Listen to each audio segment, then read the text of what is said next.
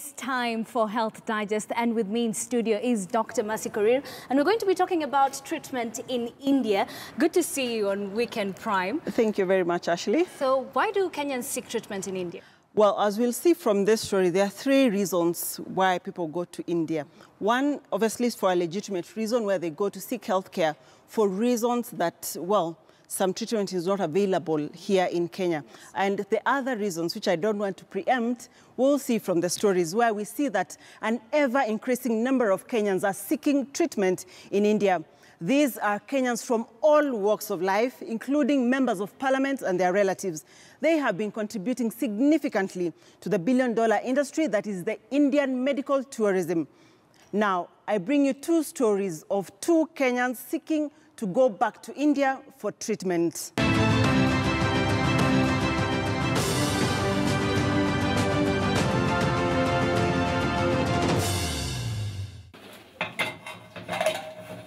Mary Wanjiku is 33. She's a caterer.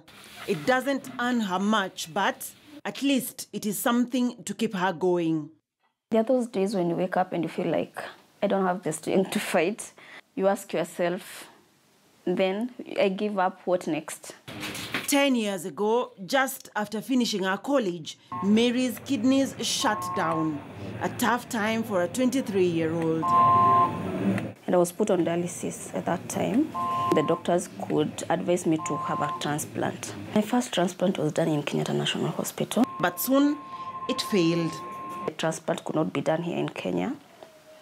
This was due to a procedure that I needed, which is plasma exchange, which is not locally available. In India, she got a second transplant that failed sooner than it had helped her.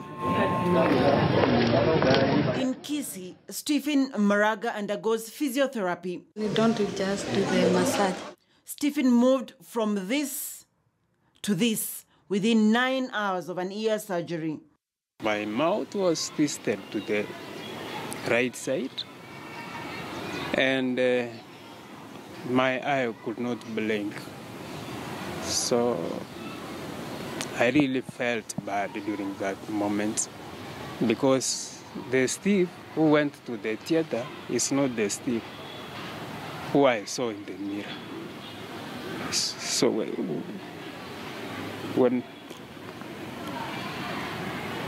when I asked him what happened, he told me that during the surgery, he accidentally severed my facial nerve.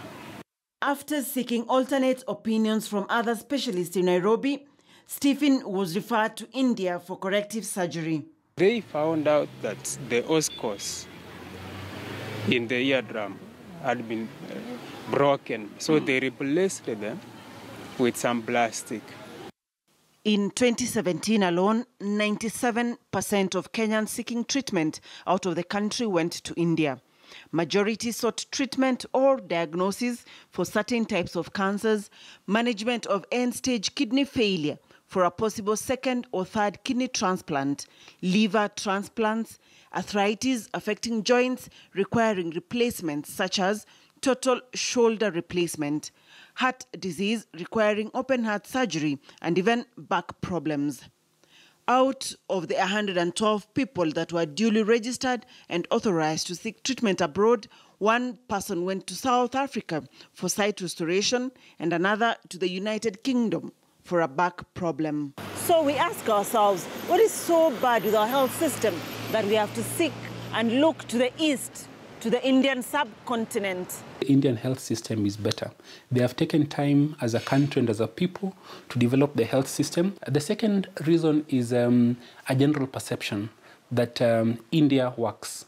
Now, this can be dangerous at times because that perception is not uniform across all diseases. The third is very aggressive marketing that sometimes is coupled to dishonest means to draw patients out of the country into India. Stephen and Mary are not done yet. Stephen still needs a cochlear implant, and Mary, who now must undergo dialysis, is in need of a third kidney transplant. They are two of several Kenyans who make the journey to India in search of hope and cure. Many now peg their hopes on the attainment of universal healthcare coverage.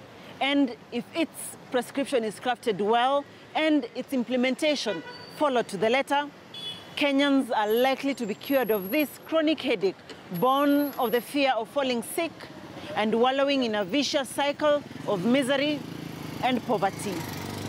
Dr. Mercy Korir for Health Digest, KTN News.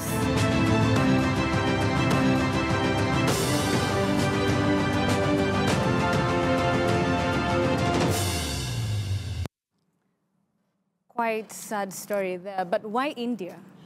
I think for many years, the medication, for example, the actual medicines in India cost cheaper than in Kenya or in any other country because they have been able to produce them or to indigenize and have them cheaper than what we have here. So in the long run, people find that getting medications in India is cheaper. But as we'll hear from the story at 10 p.m., some procedures cost just like what they would cost in a private hospital here in Kenya. So it's not for all illnesses. There are some illnesses which will definitely be much cheaper in India, and there are some that will be much cheaper here. And of course, we have cases of people going to India for illnesses or for some things that may be treated here at a cheaper cost. Right. So there are all those dynamics. So each disease is different, each person is different, that has to be weighed. But for the people that I talk to in the long run, going to India is cheap cheaper. And I think that is one of the main issues why people go to India. All right, we will be getting that discussion at 10:30? 10 p.m. 10 p.m. on KTN News. We take a short break, but we'll be back with some sports news.